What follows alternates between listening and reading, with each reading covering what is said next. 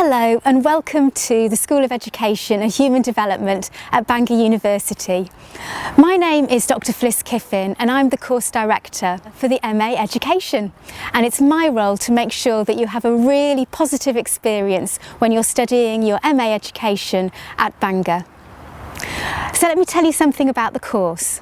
We have excellent relationships with our local schools in the area, and this means that on the course you get the opportunity to visit a variety of schools and speak to head teachers and principals all about the way that they're teaching in Wales at the moment.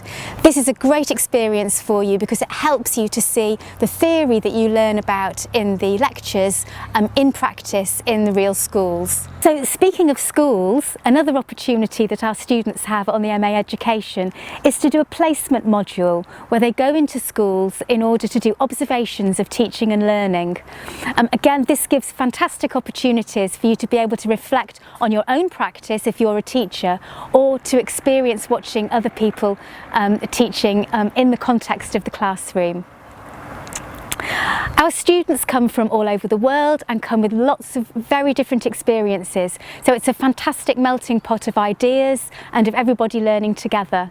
So we really look forward to welcoming you to the MA Education at Bangor University. Thank you.